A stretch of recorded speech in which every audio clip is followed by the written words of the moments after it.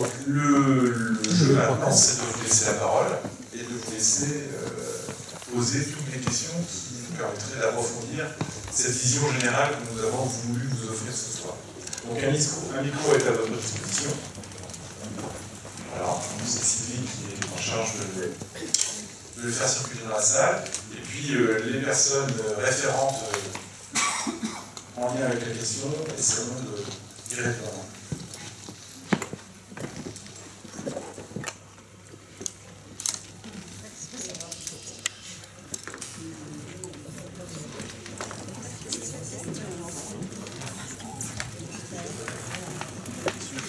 Des questions ou des remarques. Vous pouvez aussi, voilà, des critiques, nous donner votre point de vue sur les différentes plantations qui ont été faites.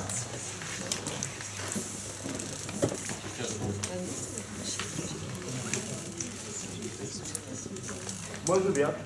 Ah, merci monsieur. Tout à l'heure j'entendais madame. Attendez le micro. C'est un sujet. Tout à l'heure, j'entendais madame Petit-Cochon parler de demander des poubelles, et excuse-moi, je vais reprendre les flancs à côté. Alors, est-ce que vous pouvez répéter à la fin de votre question, votre remarque, j'ai pas entendu. Je trouve que sur le poubelle, il n'y a aucun effort qui a été fait. Alors, aucun effort de la part de qui? Je pense que déjà le seul. Au niveau des incivilités, vous voulez dire? Oui, parce que. Alors, je peux reprendre un petit peu l'historique en fait. La dernière fois qu'on est allé à la rencontre des Avanchunais, c'était lors des réunions publiques. Donc, on a fait 6 réunions publiques, il me semble. Donc, on a rencontré un petit peu, balayé un petit peu toute la ville. Donc, l'idée, c'était de relever un petit peu vos remarques, les remarques négatives et aussi les remarques positives. Et il y en a eu quelques-unes, si. Donc, la rédaction d'un compte rendu qui a été envoyé à la communauté de communes, qui a été porté par les élus communautaires qui siègent à la commission déchets de la communauté de communes. Donc, il y a moi, mais il y a Annie Parent, Roland Carreau. Voilà, c'est des choses qui ont été portées, entendues par Michel Gérard, mon vice-président en charge des déchets à la communauté de communes, qui assistait également aux réunions publiques. Donc maintenant, ce que j'avais pu dire lors de la fin des dernières réunions publiques, que je vais répéter ici ce soir, c'est que en même temps qu'on réalisait finalement cet audit auprès des Avanchunais, la communauté de communes, qui a la compétence déchets, avait mandaté un cabinet, le cabinet Optae, pour réaliser une étude d'optimisation de la collecte des déchets. Ce cabinet travaille encore, on est en attente de la conclusion de ce cabinet. Je travaille dans un comité de pilotage avec les élus de la communauté de communes et ce cabinet. Et effectivement, je peux déjà vous dire que les préconisations du cabinet correspondent aux attentes des Avanchunais notamment. Donc maintenant, les décisions ne reviennent pas à la ville d'Avranches. C'est-à-dire que les décisions qui vont être prises maintenant, ce sont des décisions politiques qui vont être votées dans des conseils communautaires par les élus communautaires. Donc je rappelle que nous avons, comme le disait Annie Parent tout à l'heure, 10 élus communautaires. Donc nous veillerons bien évidemment à ce que les bonnes décisions, celles que vous désirez et que nous désirons, soient prises, évidemment. Mais maintenant, il faut attendre que ce soit mis à l'ordre du jour des conseils communautaires et que ce soit voté. Concernant le champ d'action, le petit champ d'action que nous, élus municipaux, pouvons avoir, ça concerne ce que je vous disais tout à l'heure, c'est la salubrité. Donc effectivement, c'est un engagement que nous avions pris aussi lors des réunions publiques, c'est que nous veillons à ce que la ville soit la plus propre possible. Donc dès qu'il est nécessaire, et je vous l'accorde, c'est assez souvent, nous prévenons la communauté de communes pour qu'elle vienne nettoyer notamment les points d'apport volontaire qui débordent. Nous pouvons aussi les appeler lorsque des trottoirs sont encombrés de sacs. Nous avons aussi communiqué, comme nous avons pu le faire depuis que nous sommes élus au sujet des déchets. Donc je vous rappelle qu'il y a eu toute une série de porte-à-porte aux concertations de la communauté de communes, donc Sandra Uric, ambassadrice du tri, et moi-même. Donc après cette phase de communication, nous avons décidé aussi de passer à une phase un petit peu plus ferme en associant la police municipale, et nous avons demandé à nos 4 agents d'être particulièrement vigilants et de verbaliser lorsqu'il était nécessaire et possible de le faire. Et j'avais développé avec Noël Lecomte, lors des réunions publiques, le champ de possibilité de cette verbalisation pour qu'elle soit la plus régulière et légale possible. Donc voilà pour les actions que nous pouvons mener. Donc on continue les phases de communication ponctuelles vraiment le fond du problème, à savoir la communication défaillante qu'il y a pu avoir lorsque le système de collecte a été mis. Et aussi la défaillance des systèmes techniques, des containers au point d'accord volontaire. Donc voilà, la taxe incitative annoncée, même si elle était blanche au départ, c'est-à-dire que c'était juste un essai pour voir, qui a pu effrayer certaines personnes qui ont refusé d'utiliser le badge, qui ont aussi préféré ne pas avoir à demander des sacs pour ne pas être comptabilisés en mairie en comité de commune, font qu'effectivement on arrive à une situation extrêmement complexe. Maintenant, c'est vrai que nous, Ville d'Avranches, nous essayons de faire ce que nous pouvons avec les moyens que nous avons. Les décisions reviennent à la communauté de communes. Je vous rappelle que nous y siégeons, c'est un engagement que nous avons eu. Évidemment, nous défendrons ce que vous souhaitez et qui nous paraisse évidemment le plus faisable et le plus cohérent possible pour ce système de collecte de déchets. Je rajouterai juste qu'on proposera une réunion publique globale concernant les résultats de cette action.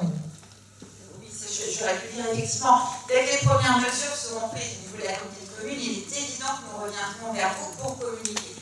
Alors, une chose que je peux vous dire, c'est qu'effectivement, en tant qu'affranchissement, c'est pas seulement en tant qu'élu, c'est long. C'est très long. C'est très très long à venir. Et c'est vrai que je répète souvent que oui, il y a des choses qui se passent, des petites choses qui se mettent en œuvre, ça ne se voit pas nécessairement, et c'est vrai que ça fait longtemps, très longtemps que les affranchis avancent. Maintenant, vous connaissez le terrain politique aussi, on ne va pas revenir sur la campagne électorale non plus. Ce qui se passe là, c'est que les préconisations qui sont présentées à la communauté de communes le sont par un cabinet d'experts. Donc j'espère que les bonnes décisions politiques seront prises par l'ensemble de nos élus communautaires.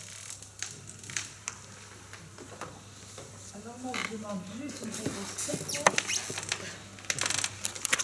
réponse très courte. Est-ce qu'on peut revenir au ramassage comme avant?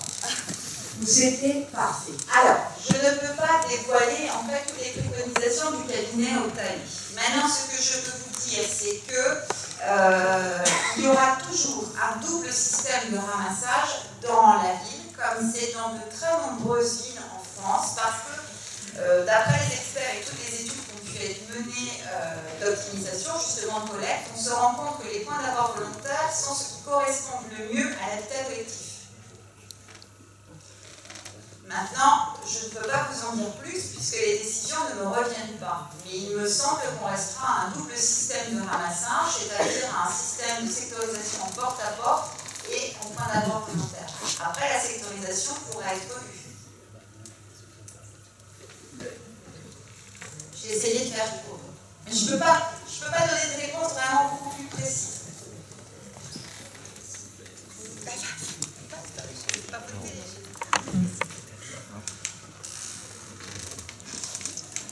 Oui, mais cela a un coût quand même important pour la ville. Alors, parce que quand on voit par exemple qu'on ramasse ces poubelles avec les camions, mais après il y a les agents de la ville qui viennent ramasser les poubelles. Ça fait un double ramassage. alors ça fait même parfois un triple ramassage. C'est-à-dire que, effectivement, ça a un coût pour la ville, un coût pour la communauté de communes également aussi, puisqu'il y a un marché avec un collecteur pour venir ramasser les déchets. Ce collecteur a aussi une très précise de ramassage. Donc, quand il y a des refus de tri, des encombrants, des choses qui n'ont pas à être ramassées par le collecteur, c'est à la communauté de communes de faire venir son agent pour effectivement nettoyer ce qui n'a pas été ramassé par le collecteur. On n'en doute pas, les agents de la ville, au niveau de la propreté, sont aussi mobilisés. On ne peut pas toujours attendre que l'agent qui nettoie pour la communauté de communes soit disponible, il y a énormément de travail. Donc effectivement, nous faisons travailler les agents de la ville aussi pour la propreté, alors que ce n'est pas notre compétence.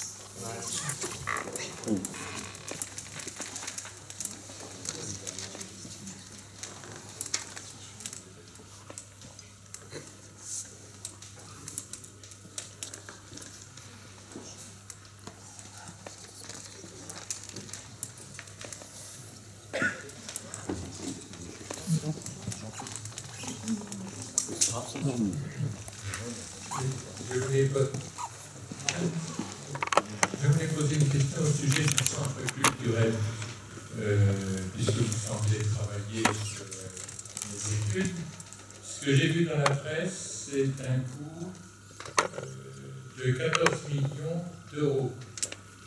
C'est le coût minimum, parce qu'en cours de chantier, il y aura des avenants. À l'arrivée, ça fera 20 millions d'euros. Mais pensez-vous pas que c'est un peu onéreux pour notre petite agglomération, même communauté de communes, et surtout avec un emplacement qui ne sera peut-être pas aussi fonctionnel et aussi pratique que ce qu'on aurait pu trouver ailleurs. Je ne sais pas quelle est votre position dans les réunions et le problème financier que ça va entraîner.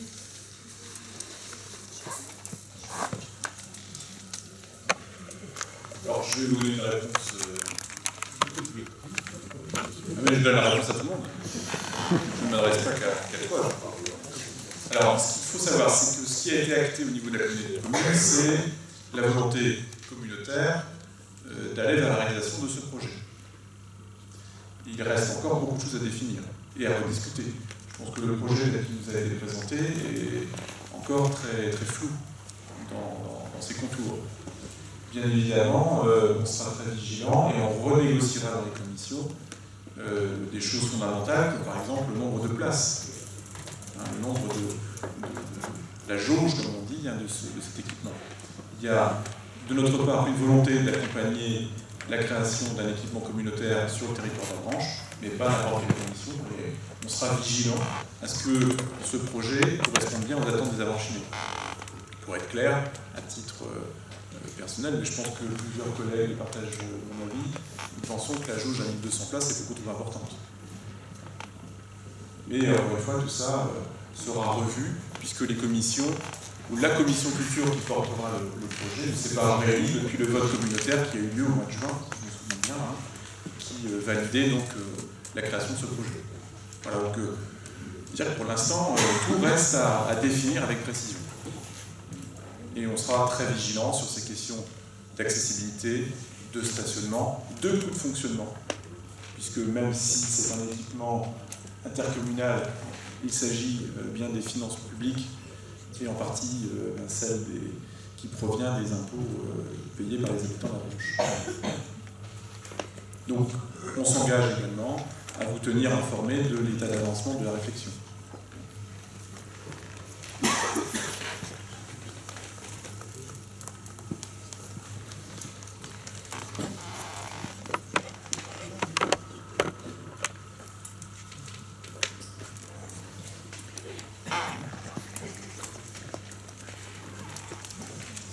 N'hésitez pas. Alors, allez-y alors. Ça, c'est pas du jeu, comme ça vient de nous. Oui. Il y a un monsieur avec des lunettes dans le fond de la salle.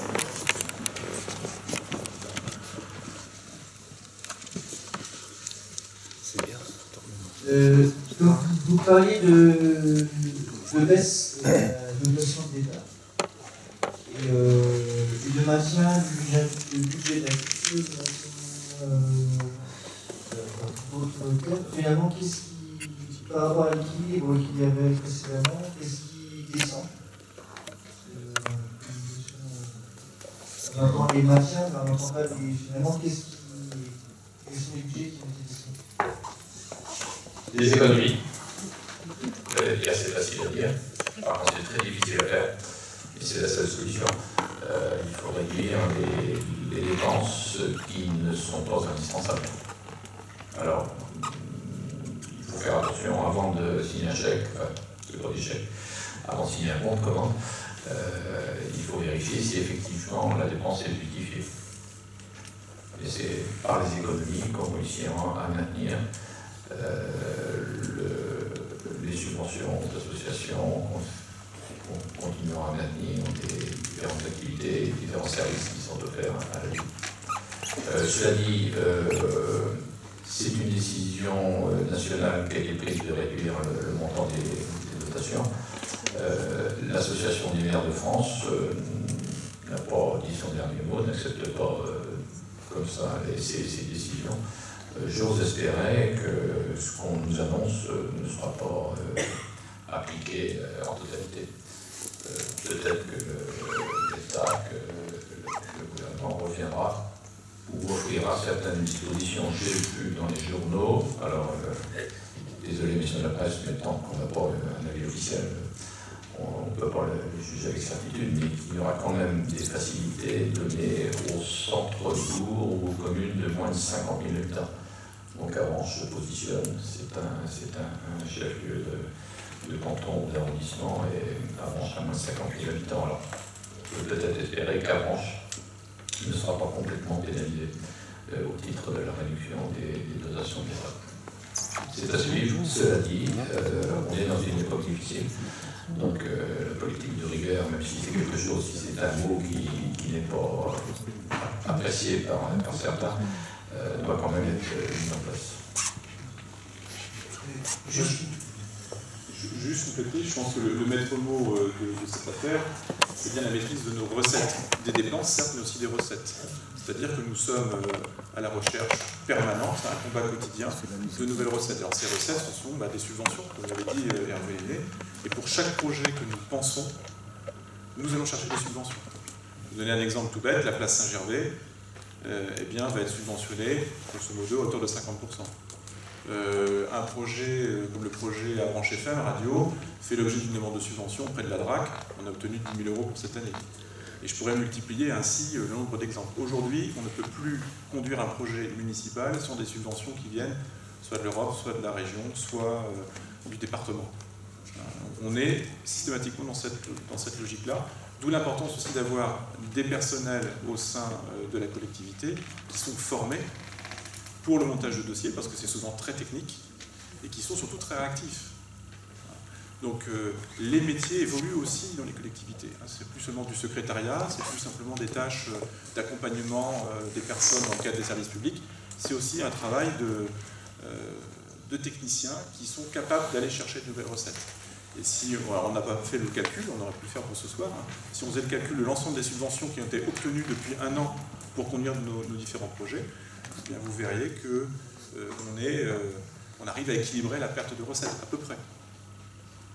Mais le contrat de ville, oui, qu'on va signer, est aussi un engagement avec l'État qui nous permet d'obtenir de nouvelles dotations. Dans différents. Alors, ce sont des dotations qui sont fléchées sur le quartier qui a été retenu, en l'occurrence le quartier de la Turfaudière, mais ce sont des dotations qui peuvent, pourquoi pas, profiter à l'ensemble des habitants de la ville, qui touchent le quartier, mais qui bénéficient à l'ensemble des habitants. Le pacte culturel, dont on a parlé au printemps, est aussi une démarche relativement simple à comprendre. On s'engage à ne pas baisser le budget culturel de la ville. En contrepartie, l'État nous regarde avec beaucoup de bienveillance et la DRAC, donc la Direction régionale des affaires culturelles, s'engage à nous suivre sur quasiment tous les dossiers et nous accompagne avec des subventions. Pour l'instant, ça fonctionne. Donc voilà un peu la philosophie dans laquelle on se trouve aujourd'hui. On est finalement dans une logique de recherche de nouvelles recettes. On baisse les coûts de fonctionnement et on va chercher de nouvelles recettes. Et puis il y a un poste aussi important qu'on essaie de maîtriser, c'est celui de la masse salariale. Effectivement, on porte une grande attention à nos personnels, on essaie de faire qu'ils évoluent positivement dans leur travail. C'est pas évident. Dans le monde professionnel aujourd'hui, il y a de nombreuses tensions qui existent. On fait ce travail d'accompagnement de nos personnels et en essayant de les replacer sur des missions qui sont en phase avec les besoins de la collectivité et en phase aussi avec leur capacité à travailler. Mais bien évidemment, la maîtrise de la masse salariale dans les mois, dans les années qui vont venir, elle est primordiale. Donc c'est en jouant avec tous ces petits boutons, ces petits régulateurs, qu'on va réussir à rentrer dans les clous. Et pour l'instant, on s'en sort. Mais en effet, il faut être très vigilant, parce que si l'État continue à nous couper les vivres, eh bien, on aura de plus en plus de mal à équilibrer nos budgets. Et je termine en disant que les collectivités ont un pouvoir économique très fort. En effet, les 5 millions d'investissements cette année, c'est 5 millions qui bénéficient à des entreprises locales, en tout cas régionales. Donc baisser les dotations de l'État, baisser les dotations aux collectivités de l'État, c'est aussi mettre à mal l'économie locale. Et en cela, c'est absolument intolérable. D'où cette manifestation qui aura lieu samedi prochain à l'échelle nationale et qui est organisée par l'Association des maires de France.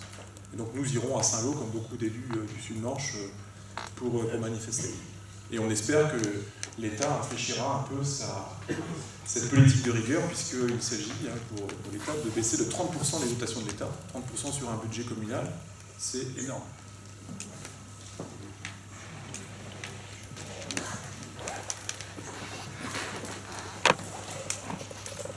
On voit aussi qu'on a un certain nombre de réfugiés sont accueillis à Manche. Est-ce que vous pouvez connaître votre projet, les conditions dans lesquelles ils sont Alors dans la presse, je n'ai pas dit que nous allions accueillir. Nous réfléchissions, puisque j'ai précisé à Nicolas Thomas, il a été un petit peu vite en besogne en titrant le maire veut accueillir des demandeurs d'asile, c'est pas ça. Il n'a pas bien lu ce que j'ai mis sur les réseaux sociaux. Pour tout vous dire, comme beaucoup de collectivités, de sous-préfectures, on a été contacté par les services de l'État, en l'occurrence la direction départementale jeunesse et protection sociale, pour savoir quelle était la position de la ville d'Avranches dans la problématique d'accueil des demandeurs d'asile.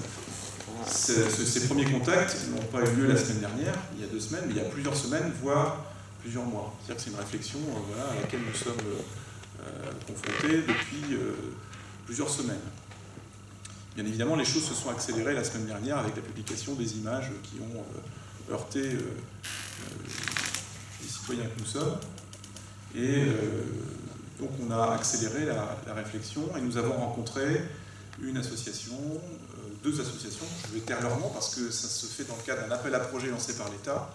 C'est un peu comme les marchés publics, on doit taire le nom des candidats jusqu'à la désignation du gagnant, en quelque sorte. Donc il y a 2 associations qui se sont positionnées pour ouvrir sur le territoire communal d'Avranches un centre d'accueil de demandeurs d'asile. Vous n'entendez pas? Ah, c'est mieux. T'as coupé le micro. Non. Donc en fait, on a été approché par 2 associations qui souhaitent qu'Avranches puisse accueillir un centre d'accueil de demandeurs d'asile. Donc pour l'instant, il n'y a strictement rien de décidé.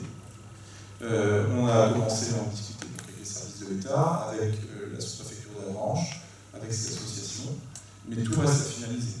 Et bien évidemment, nous demandons aussi des garanties dans l'installation possible d'un centre d'accueil comme celui-ci, en termes de nombre de personnes, de suivi, puisque lorsqu'un centre d'accueil pour demandeurs d'asile est installé, il y a des personnels qualifiés qui sont salariés et qui dépendent donc de l'association en question. Il y a beaucoup de questions encore qui restent à élucider, si je puis dire. Et nous avons l'intention dans les jours qui viennent d'organiser une réunion sans doute à la mairie, ou peut-être en sous-préfecture, pour inviter donc, toutes les personnes qui sont manifestées, qui voulaient apporter leur aide. Il y a eu vraiment un mouvement très spontané d'habitants d'Avranches. Il y a des personnes dans la salle d'ailleurs qui se sont manifestées, d'associations, de chefs d'entreprise également, pour voir avec toutes ces personnes ce qui est possible sur Avranches. Mais pour l'instant, on en est encore dans la réflexion, rien n'est décidé. Et on ne décide pas les choses selon notre coin, nous ferons ça de manière, je l'espère, plus participative possible. Puisque c'est une question qui regarde l'ensemble des habitants. Il faut qu'il y ait une adhésion et une compréhension du projet qui pourrait être mis en place.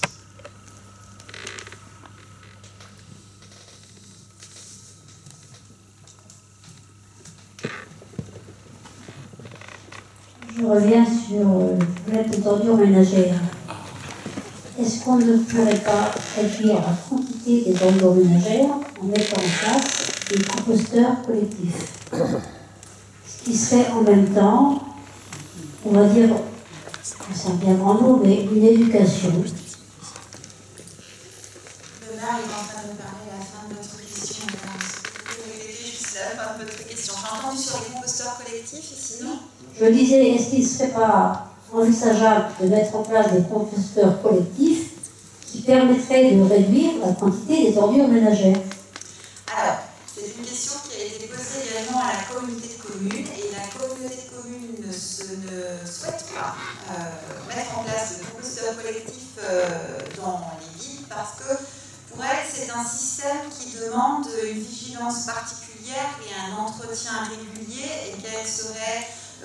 obligé de mobiliser un agent pour s'en occuper. Donc après, c'est une réflexion qui peut être menée, nous, effectivement, par la ville, mais il faut savoir que l'utilisation de composteurs collectifs demande une grande rigueur. Ce n'est pas une utilisation qui est forcément très simple. Les composteurs collectifs seraient donc dans des lieux qui seraient publics. Donc ça veut dire qu'il faudrait que les règles soient bien intégrées et bien respectées par tous les habitants ou tous les usagers de ce composteur, puisque on sait bien qu'on ne peut pas y mettre n'importe quoi et qu'il ne faut pas non plus, hélas, que ça serve de laine à ordures.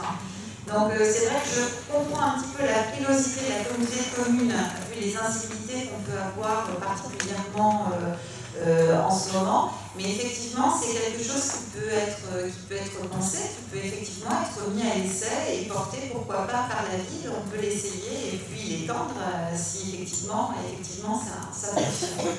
Oui, pourquoi pas.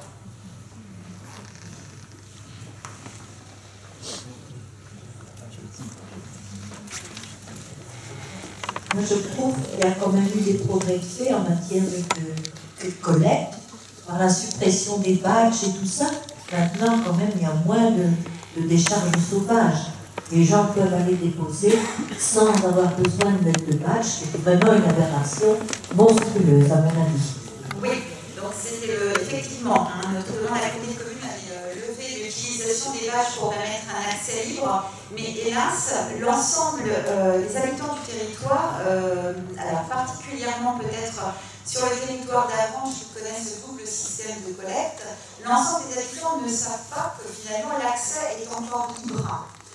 Donc, ça veut dire que par exemple, les habitants qui sont en porte-à-porte, qui sont parfois gênés à garder leur sac jusqu'au jour de dépôt réglementaire autorisé, ont tendance à le déposer, comme il est malodorant, ils ont peu de possibilités de stockage sur le trottoir un lundi et il va patienter jusqu'au mercredi, par exemple.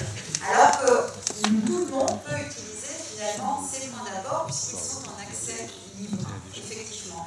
Donc c'est vrai qu'il y a eu une période où ça a peut-être permis de rencontrer moins de dépôts sauvages, mais c'est vrai que particulièrement fin août, début septembre, on a beaucoup d'incivilités. Ça correspond comme l'année dernière, hélas, à la période de déménagement et d'aménagement.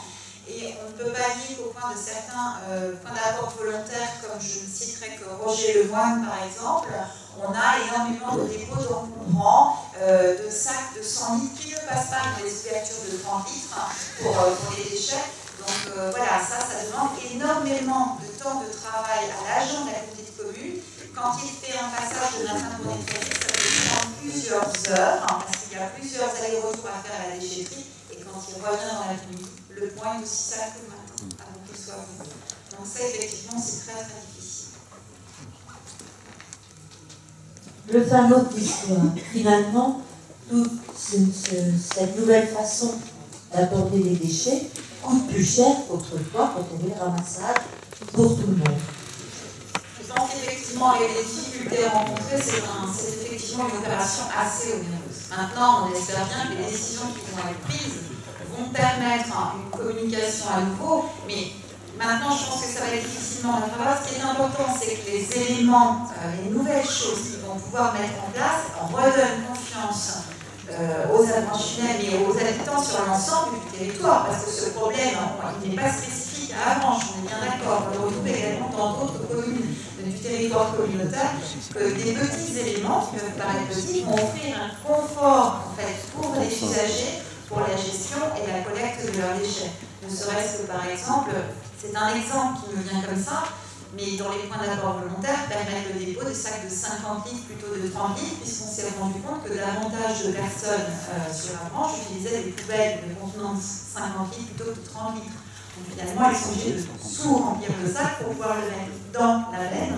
Et on a la même chose au niveau des collecteurs avec des ouvertures qui ne permettent pas de passer certains bidons et qui peuvent être très décourageantes également pour le tri. On va aussi revoir pour le porte-à-porte, essayer de trouver quelque chose au niveau de la salubrité pour que les sacs soient même que le trottoir soit percé, notamment par les animaux.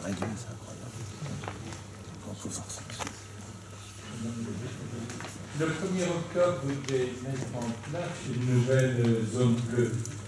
Pouvez-vous nous donner quelques informations sur le découpage? Et comment pensez-vous arriver à la faire respecter un peu plus qu'aujourd'hui? Parce qu'aujourd'hui, nombre d'automobilistes ne mettent même pas de piste. Et comment allez-vous faire respecter les places 10 minutes? Bonne question, on va en parler, on va en parler à la presse vendredi. Alors, je vais donner quelques indications. On vient pas alors, on prend tout là. Vous voulez pas qu'on se voit vendredi? Donc on a travaillé avec plusieurs services. J'interviens parce que la zone bleue concerne beaucoup le commerce, mais pas que le commerce, mais elle est plutôt située en hyper-centre-ville, près des zones de commerce. On a travaillé avec Peggy et avec Philippe, qui sont adjoints en charge de la sécurité et des services techniques, et avec les services. Pour bien comprendre cette problématique de zone bleue, ça nous a pris un petit peu de temps d'ailleurs, on a discuté avec les commerçants aussi, ça nous a permis d'adapter les choses. Donc on dévoilera exactement ce qu'on fait sur la zone bleue, on va le dire aujourd'hui. Mais la principale problématique de la zone bleue, on le dit, on le redira, c'est que ce soit, nous on a choisi de garder une zone payante. Le grand mot, ce sera de dire à Avranches, venez vous garer, c'est payant, c'est gratuit, pardon. Ça arrive tout le monde, c'est évident. Donc à Avranches, tout le stationnement sera gratuit, on va le dire, parce qu'il n'y aura plus la place très payante. Ça c'est déjà une chose. Et puis, mais que ce soit gratuit ou payant, la problématique c'est le contrôle et le respect. Donc il y aura, on a permis, en discutant avec la police municipale, on a mis en place on a fait évoluer les choses pour que la police municipale ait le temps de surveiller. C'est aussi simple que ça. Il faut savoir que les services, on parlait tout à l'heure de dotation de l'État, l'État est de moins en moins généreuse en termes de dotation, mais souvent très très demandeuse de beaucoup de services qui n'étaient pas avant effectués par les services de la ville, et notamment pour la police municipale, qui a accumulé des choses au fur et à mesure, des nouvelles charges qui ne sont pas, enfin on n'a pas augmenté forcément le nombre d'agents. Donc il faut libérer du temps pour pouvoir contrôler cette zone. C'est aussi simple que ça. Mais avant de le faire, étant donné qu'il y a eu, et ça les gouvernements utilisent des années d'habitude, de contrôle moins important de cette zone et de non-respect pour certains de cette zone, et bien on va avoir la presse pour bien préciser toutes les choses, les modifications, bien rappeler toutes les spécificités de la zone bleue, et surtout dire que ça concerne l'hyper-centre-ville, mais qu'il y a beaucoup de place tout autour, et que si on peut aussi tout à fait ne pas se garer dans la zone bleue si on veut rester plus longtemps en ville. Donc ce sera précisé d'ici la fin de la semaine, on va garder un peu d'informations quand même, pour le préciser, mais c'est surtout dans la réflexion, c'est pas seulement de dire voilà, on veut que la zone bleue fonctionne, c'est pas en faisant tapant du poing sur la table que ça marche, c'est en réfléchissant avec les agents et avec les élus qu'on trouve des solutions pour que ça fonctionne. Et pour adapter, en discutant avec les commerçants, comme on disait tout à l'heure. C'est une grosse demande des commerçants, comme vous, ce soir, vous avez beaucoup de demandes sur les déchets. Ben, sachez qu'au niveau des commerçants, la première demande des commerçants ce soir, c'est le stationnement. C'est le stationnement, le stationnement, le stationnement, le stationnement. Si on a une meilleure zone bleue, si on peut mieux circuler en ville et mieux se garer quand on a une course à faire, ça sera plus simple. Alors après, pour le contrôle des minutes, on en reparlera aussi vendredi. C'est un peu moins simple à opérer, mais on peut aussi, c'est fait régulièrement. D'ailleurs, j'ai des commerçants qui m'en parlent, qu'il y a des contrôles de zone bleue régulièrement, il faut rappeler. Et puis c'est plus simple aussi aux commerçants, pour les commerçants, de dire à des gens, de taper à la vitre en disant, vous avez vu, c'est marqué 10 minutes. Il y a des gens qui le font, on m'ont dit, surtout les boulangers, d'ailleurs, c'est marqué 10 minutes en bas. Maintenant, vous êtes gentils, mais vous pouvez circuler et voir ailleurs. Voilà, c'est aussi une aide vis-à-vis des commerçants pour la baisse des minutes. Et tout ça, c'est une question de contrôle et de donner les moyens aux agents de la ville de pouvoir faire ces contrôles et de pouvoir agir. On le redira aussi, on ne veut pas plus verbaliser, on veut que la zone bleue soit respectée. La verbalisation, ce n'est pas notre envie. Nous, mais si on ne verbalise pas à un moment ou à un autre, personne ne va se souvenir que la zone bleue, il faut rester qu'1 heure et demie, mettre un disque et bien respecter.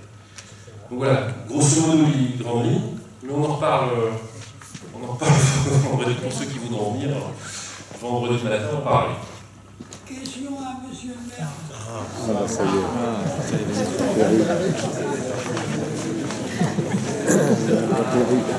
Je vous écoute. Non, on a entendu dire qu'il y avait un projet d'éco et sourcerie qui traînait dans le coin. Je crois que ça résoudrait beaucoup de problèmes et que ça ferait du bien avant à la communauté de communes. Alors pouvez-vous nous donner des informations là-dessus, s'il vous plaît? Merci. Alors, les éco-sourceries, alors ce sont des espaces où on récupère des objets de toutes sortes pour les remettre en état et ensuite les remettre sur le circuit pour rendre des services aux citoyens. Alors, ce qu'il faut savoir aujourd'hui, je vais camper un peu le contexte. C'est qu'il y a énormément d'initiatives qui auraient intérêt à converger vers cette éco-ressourcerie, à commencer par des associations bien connues comme Emmaüs, le Secours catholique, et puis d'autres initiatives qui existent sur le territoire. On voit qu'aujourd'hui, il y a un vrai champ d'activité à développer et à transformer pour, parce que c'est votre objectif, Marcel, créer de l'emploi. Alors, ce genre de dispositif existe à Brassé, à Vigueux, en effet, pourquoi pas bientôt à Manche. Notre objectif, encore une fois, c'est pas de tout inventer par nous-mêmes, en train de rien, mais de travailler avec les gens qui sont déjà dans ce champ du recyclage pour les accompagner vers un projet du type éco-ressourcerie. Voilà. Donc, on en parle, on discute avec toutes ces personnes. On a tenté d'ailleurs avec le Secours catholique et Emmaüs d'avancer quelque chose. C'est toujours dans l'air du temps, mais on avance petit à petit. Et puis vous le savez, nous avons une association sur la branche qui s'appelle Avrecup, qui a réalisé un projet qui va être revisité, qui pourrait servir de base justement à ce dispositif ambitieux. Mais, encore une fois, ça demande du temps, parce que c'est pas nous, évidemment, je vais rentrer justement en claquant les doigts en disant ça marche, il faut le faire maintenant. Mais il faut que les citoyens, les gens de l'associatif adhèrent au projet le portent. Sinon, ça ne marchera pas. On mange un peu de locaux. C'est pas seulement une question locale, c'est aussi une question de personnes pour porter le projet. J'ai une question. Et d'autres questions qui se posent, ça rejoint la question des déchets, et notamment des encombrants, puisqu'on sait que pour pouvoir fonctionner, une éco-ressourcerie doit pouvoir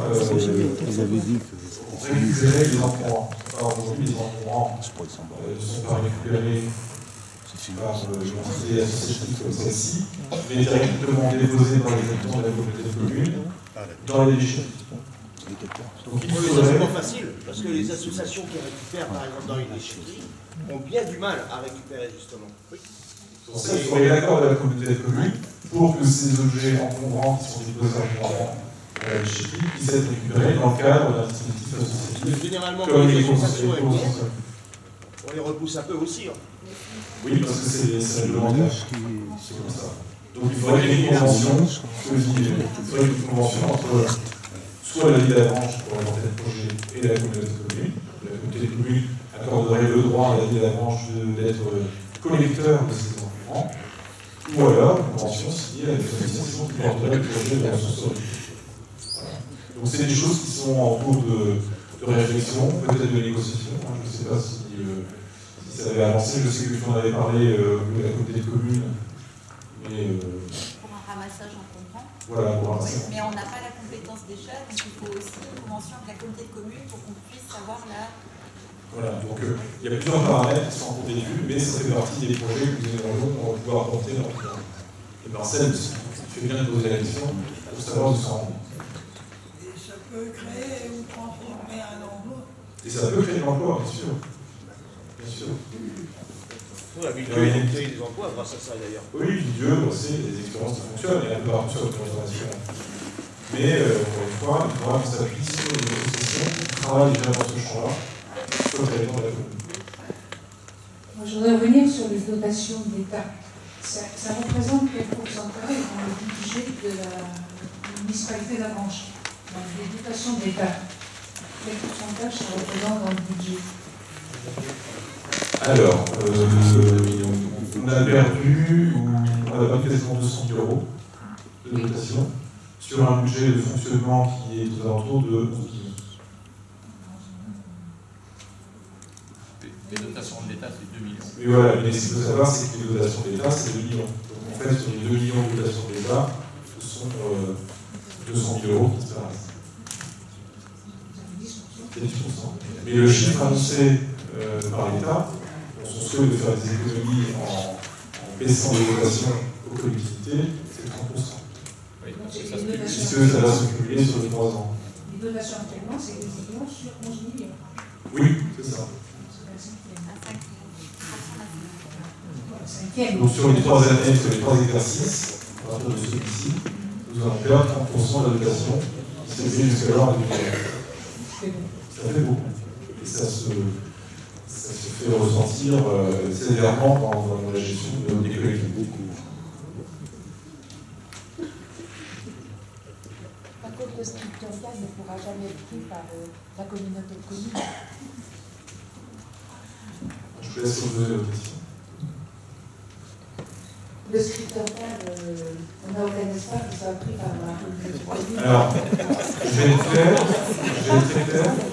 Nous souhaitons garder notre patrimoine. Je pense qu'aujourd'hui, seule la ville d'Avranches, alors je parle bien aujourd'hui, peut-être que demain les choses sont différentes, mais aujourd'hui la ville d'Avranches qui s'est engagée dans une démarche culturelle et volontariste autour de son patrimoine, ou au service de son patrimoine, a l'intention de conserver ce patrimoine. Je ne suis pas persuadé, au vu de la configuration de la communauté commune, que les gens de Saint-Thomas, de Sacé ou d'Isigny seraient intéressés pour investir leurs deniers à l'échelle communautaire dans un musée qui est aujourd'hui sur le territoire communal d'Avranches. C'est à nous de montrer l'intérêt pour le territoire de ce patrimoine, de le travailler, de le remettre en scène, de le rendre intelligible dans l'ensemble des habitants, afin que peut-être plus tard, il y ait un intérêt communautaire pour ce patrimoine. Mais honnêtement, aujourd'hui, notre souhait à l'échelle municipale, c'est bien de porter ce patrimoine et de le faire fructifier. Parce que le patrimoine, cet héritage culturel, mérite une attention particulière. Nous sommes convaincus que c'est à l'échelle communale que cette attention particulière peut être portée. Et peut être portée aujourd'hui. Donc nous sommes très heureux, ça c'est une charge. Et c'est aussi un potentiel extraordinaire.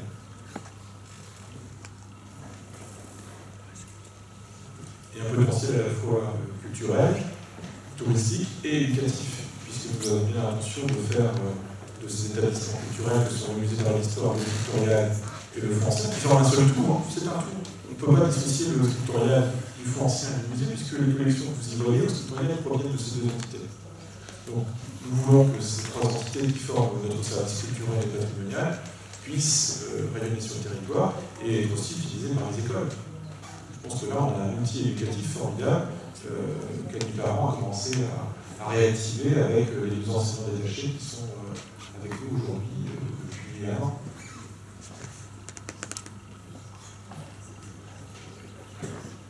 Bonsoir, j'ai 3 questions très différentes. Donc une à Madame Cochin, concernant la gestion de l'eau. Vous avez évoqué les résultats de l'audit. Est-ce que vous pouvez nous en dire plus? Et vous avez aussi évoqué le fait que la compétence de l'eau soit communale. Est-ce que la régie interne ne peut pas leur donner ce mandat ne pourra pas devenir une régie publique s'il y a des projets par rapport à ça? Donc je pose 2 autres questions qui s'adressent aux autres personnes. Vous avez évoqué aussi lors de votre campagne la création d'un festival propre à l'Avranchin. Est-ce que vous avez toujours en tête cette idée-là? Et une question concernant les aménagements des squares, le square Thomas Becket et l'autre que je ne connais toujours pas. Est-ce que vous avez des projets plus précis quant à l'aménagement de ces squares? Merci. Donc, alors, l'eau, j'ai essayé d'être assez rapide et très pédagogique, mais c'est un sujet qui est extrêmement complexe. Donc, juste pour vous situer très rapidement, la compétence de l'eau est divisée en 2 parties, la production de l'eau et la distribution de l'eau. La production de l'eau, elle dépend du syndicat dont je parlais tout à l'heure, je suis vice-présidente. Le SMPA, c'est le syndicat mixte de production de l'eau potable du Grand Vilaine et de l'Avranchin, qui regroupe plusieurs communes du territoire, dont Avranchin. Et la distribution est de compétences communales. Donc les deux sont en délégation de service public, c'est-à-dire qu'en ce qui concerne les équipements de production, ça appartient au syndicat, mais c'est Veolia qui en fait gère, et c'est la même chose pour la distribution. Les équipements appartiennent à la ville, les canalisations. Par contre, l'exploitant, c'est là aussi Veolia. Donc maintenant, nous, pendant la campagne, on s'inquiétait sur le prix de l'eau, on trouvait cher sur Avranches, et donc on s'était engagé à réaliser un audit pour comprendre un petit peu plus clair sur ce contrat Veolia qui est très très ancien, les avenants qui avaient été pris. Donc c'est un audit qu'on a effectivement réalisé, les conclusions sont toutes chaudes, elles viennent juste de tomber. Donc on peut, là je les ai là, je pourrais vous les lire en détail si certains veulent bien me voir après. Ce que je peux vous dire globalement, c'est qu'effectivement le cabinet Artelia qui a réalisé l'audit nous dit que le prix de l'eau est cher à Avranches, est plus cher que la moyenne nationale et même des villes de taille identique au niveau local, que rien ne justifie ce prix de l'eau. Donc on est bien d'accord, c'est ce que nous annoncions également pendant la campagne électorale, c'est quelque chose que je martelais, donc je vais me faire plaisir, je vais le redire. C'est pas parce que Avranches est en hauteur que le prix de l'eau est plus cher. C'est bien ce que je disais, donc c'est officiel, ça n'est pas ça. Donc maintenant, rien ne justifie, c'est sans aucun doute, parce que le contrat est très ancien avec Veolia, qui n'a jamais été renégocié, lors des avenants non plus, de sorte à se faire au prix qui serait plus favorable à l'usager. C'est-à-dire que Veolia a pu augmenter en fait sans justification ses coûts d'exploitation, les coûts voilà, sa part prestation sur la facture sans qu'elle ait mis sans... L'état du réseau n'est pas en cause.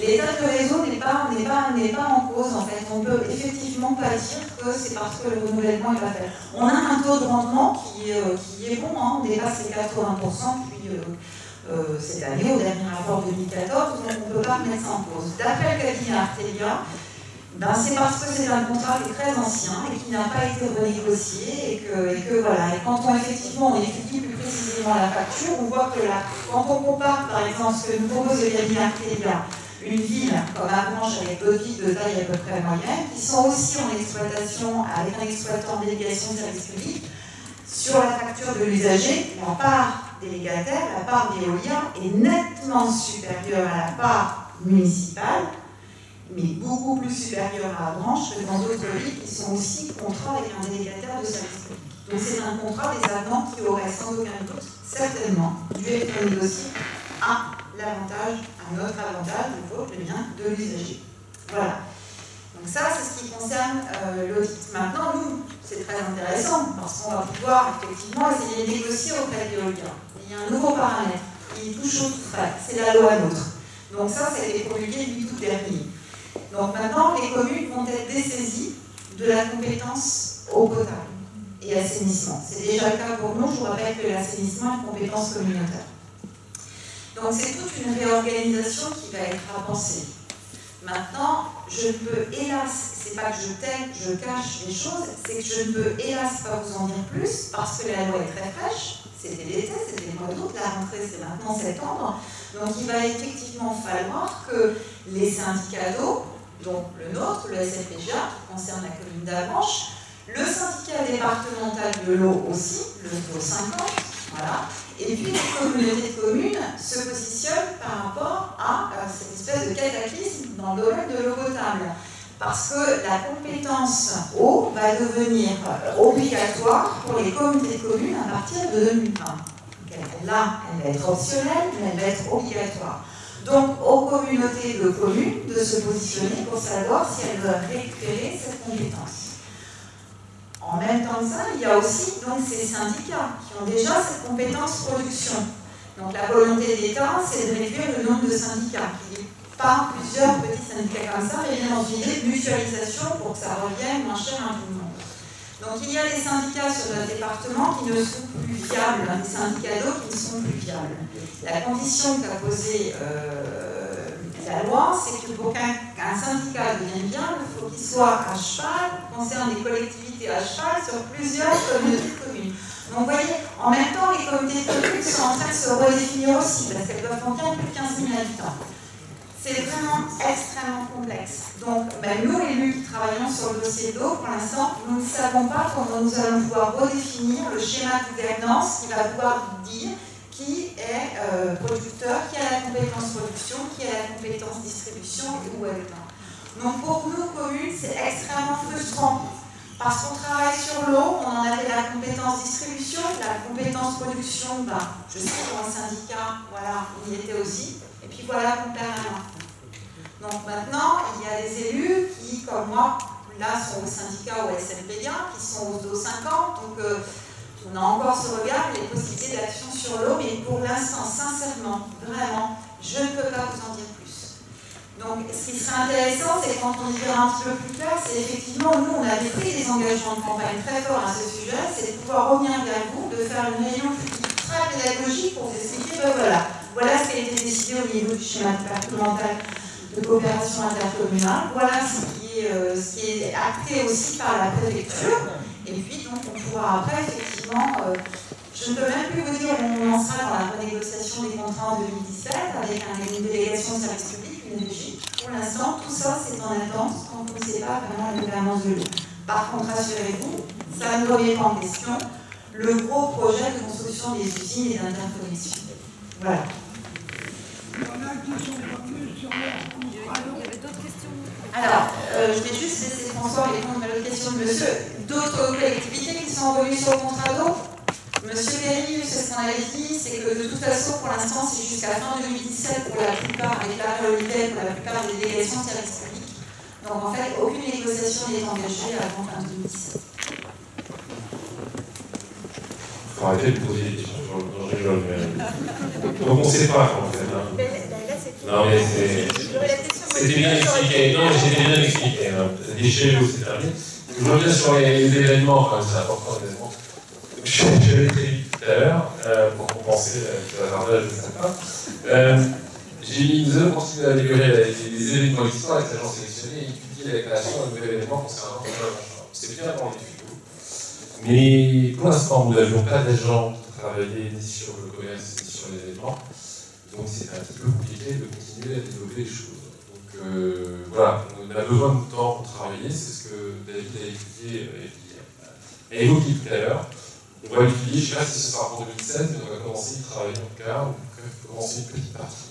C'est notamment en lien avec le tour d'Avanchin, qui me tient particulièrement à cœur, qui a bien apprécié cette année cette fête de l'élevage. On travaille tout ça avec cette personne parce que on veut faire quelque chose d'ambitieux, donc ça demande un petit peu plus de travail pour le préparer et bien réussir. Voilà.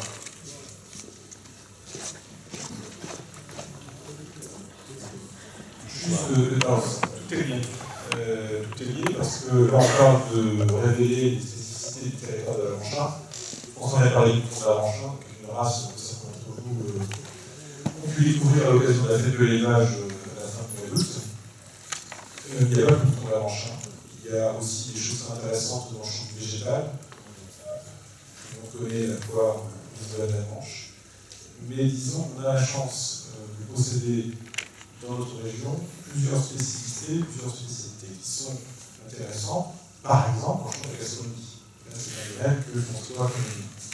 Alors, quel lien avec l'espoir, quel lien avec les stabilités? Eh bien, dans le cadre de l'AVAP, clair de valorisation de l'architecture et du patrimoine, qui est porté par Philippe Goulour, en charge de l'urbanisme, eh bien, nous avons l'intention de repenser la ville aussi dans ce cas-là, l'esthétique et le qualitatif pour ses habitants. Alors, c'est l'architecture, évidemment, c'est la façon dont on va traiter telle ou telle façade, pour lui garder son caractère ancien, ou pour la faire avancer dans une certaine modernité, puisqu'il ne s'agit pas de mettre la ville sous cloche et de dire voilà, on ne bouge plus rien, mais au contraire de la faire évoluer de manière intelligente dans le respect des traditions anciennes qui ont procédé à sa création. Il fait quand on regarde la branche, et ça on aura l'occasion d'en parler, on présentera le résultat des travaux faits dans le cadre de la VAP, on s'aperçoit que la branche c'est un patchwork architectural de toutes les époques.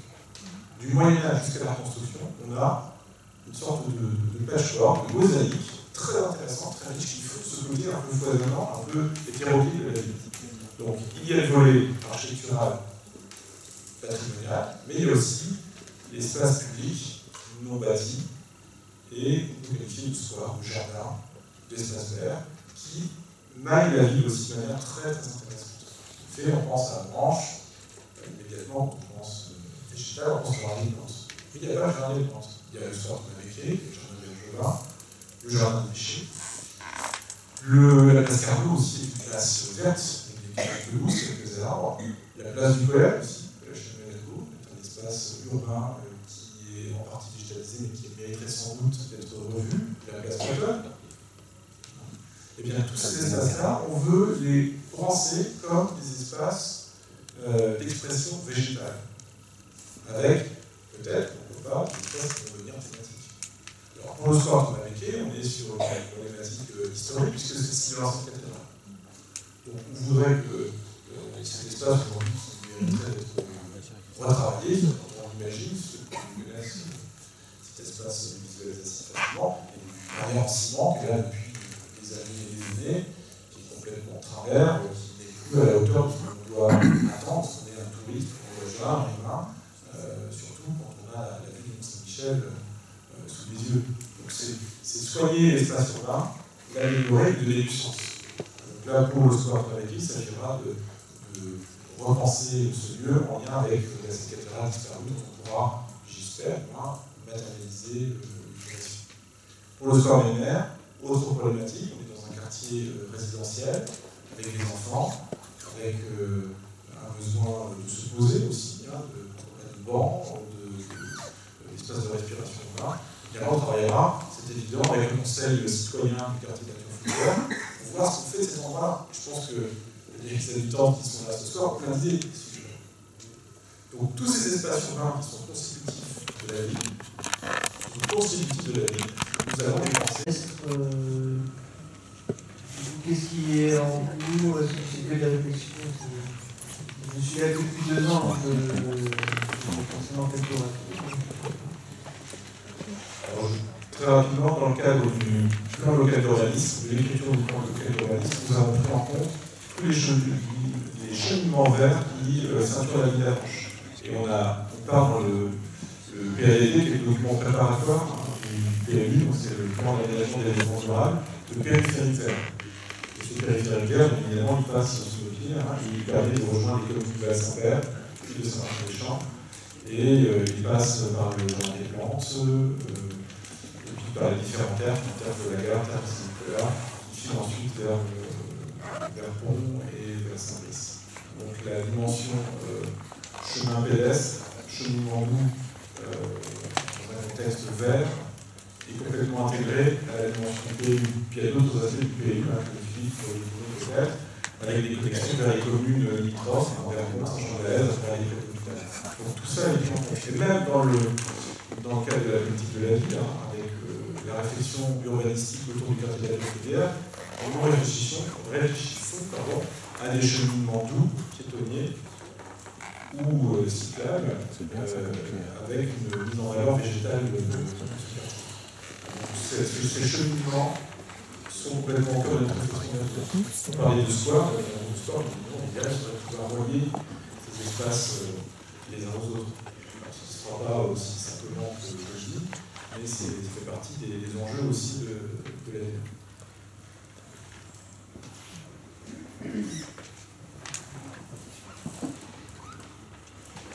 Finalement, il y a le jardin des plantes, actuellement, vous avez commencé à l'embellir, le jardin des plantes. Est-ce que votre spécialiste pense continuer son métier? Alors, spécialiste de l'embellissement, merci. Effectivement, élu depuis un an, j'observe le jardin des plantes. Et un jardin, c'est quelque chose qui évolue au fur et à mesure. On ne m'entend pas? Le jardin, il évolue au fur et à mesure des saisons, au fur et à mesure des fleurissements. Et depuis un an, je l'observe, et avec les jardiniers, qui sont les professionnels, les spécialistes, moi je suis un amateur en tout, eh bien, nous avons engagé une réflexion sur les améliorations qui pourraient être faites. Alors bon, vous connaissez l'histoire du réaménagement du Jardin des Plantes il y a quelques années, ça a été fait à grands frais. Il y a des choses, moi, dans ce réaménagement qui me plaisent, il y en a qui me déplaisent, comme tous. Les Avanchinais, je les entends, regrettent beaucoup ce qu'ils ont connu autrefois. Je le dis toujours, on ne pourra pas revenir en arrière parce que nous n'en avons plus les moyens humains d'abord, mais on peut, et les jardiniers sont très motivés, essayer d'améliorer certaines choses. Et effectivement, on réfléchit avec les jardiniers à des petits aménagements pour le rendre plus attractif et ramener des fleurs. Alors il y a des saisons où le Jardin des Plantes est absolument merveilleux.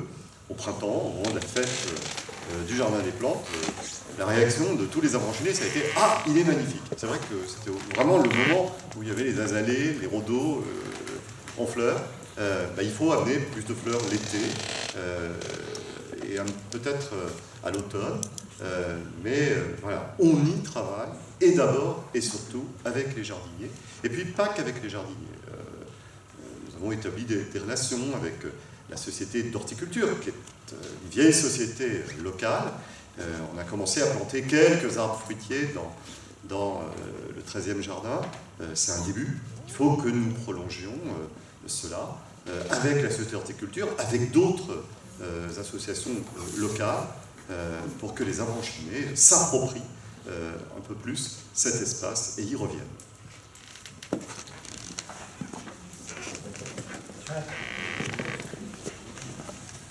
Il est 10h30 passé. J'ai plus de 2h30, c'est très agréable. Je pense qu'on peut peut-être s'approcher d'une conclusion. Y a-t-il encore une question? Une, deux. Une. La démocratie participative à des limites, c'est ça? Oui, oui, quand même. Allez. On a bien remarqué cette année l'organisation de la fête de la musique. Non pas que ce soit une fête qui ait besoin d'être organisée, mais c'est une fête qui a besoin de voir plusieurs spots fédérés. C'est ce qui s'est passé cette année. Alors ma question, c'est la fête de la musique, c'est une soirée au mois de juin. À quand un kiosque à musique à Avranches? Alors, ça avait été une réflexion pour la place Saint-Gervais, parmi les propositions qui avaient été formulées par les habitants, le kiosque était venu. En même temps que la fontaine et d'autres choses peut-être plus tranquillistes. Honnêtement, pour la place Saint-Gervais, c'était compliqué, vu du caractère un peu exigu de la place. Un kiosque, pour être vraiment opérationnel, a besoin d'être relativement large, ça dépasse les 8 mètres à envergure. Alors, il existait un kiosque à musique historiquement dans le Jardin des Déchets. Bien évidemment, c'est là qu'on aimerait le remettre. Mais pourquoi pas aussi le Jardin des Plantes? Le Jardin des Plantes pourrait se prêter à la musique. Mais je vois François qui a côté qui est là-dessus. Le Jardin des Plantes, c'est lui. On n'installera pas n'importe quoi sur ces pelouses. Tout dans son pays. La bruyère. Oui, on parle pas de la bruyère. Donc, effectivement, c'est une idée qui nous trotte dans l'esprit. Donc nous verrons bien. Je pense que l'école de musique intercommunale aura peut-être des suggestions à faire, c'est à voir. Il existe un kiosque récent qui a été aménagé à Granville il y a 3 ans maintenant, qui avait été construit par les ateliers municipaux. Et les plans de ce kiosque sont disponibles. C'est-à-dire qu'on pourrait, avec les bonnes grâces de la ville de Granville, les utiliser pour les fabriquer en interne dans les services municipaux. Pour un coût tout à fait intéressant. L'avantage aussi du kiosque Granville, c'est qu'il est démontable. C'est-à-dire qu'on peut le rendre nomade dans la ville et le déplacer d'un quartier à l'autre. Alors ça ne se démonte pas toutes les semaines comme un chef de Noël. Mais c'est voilà, un dispositif qui pourrait être intéressant. Ce kiosque montable, démontable, on pourrait profiter à différents quartiers évidemment. Quoi qu'il en soit, le silence. Merci d'avoir posé la question. Bon, et voilà, c'était la dernière question. manque de Nicky Vernier. On va reporter cette question. Juste une petite réflexion. Je félicite les jardiniers qui ont cette année fait un jardin potager. Ça a vraiment été vraiment apprécié par tous les visiteurs. Par contre, il y a des visiteurs qui sont interdits dans le jardin des plantes, c'est les chiens, les animaux. Et est-ce que c'est possible de les accepter dans les années à venir? Parce qu'il y a des visiteurs, je vois bien, moi, des camping-caristes qui arrivent avec leurs animaux, ils restent avec leur animal à l'extérieur du jardin des plantes. Je trouve que d'interdire les animaux, les accepter, et surtout accepter les maîtres qui les tiennent bien sûr. C'est une question qu'on a déjà abordée avec les jardiniers. Il y a des gens avec des questions d'hygiène canine. Si on met à la disposition des visiteurs des sacs responsables, ça c'est une question qu'il faudra qu'on examine en détail. On va revenir avec les jardiniers. Non, mais on en a souvent parlé. Et effectivement, je te promets que je reposerai la question aux jardiniers. Voilà, écoutez, merci de votre attention. Merci d'avoir participé à cette première réunion de rencontre et d'échange avec les habitants. Il y en aura d'autres, certains, puisque c'est pour nous aussi une façon de garder le contact avec la population. Surtout une façon de vous faire part à la fois des projets en cours, mais également de recueillir votre expérience sur la façon dont vous vivez la vie. Voilà. Merci à tous et à tous.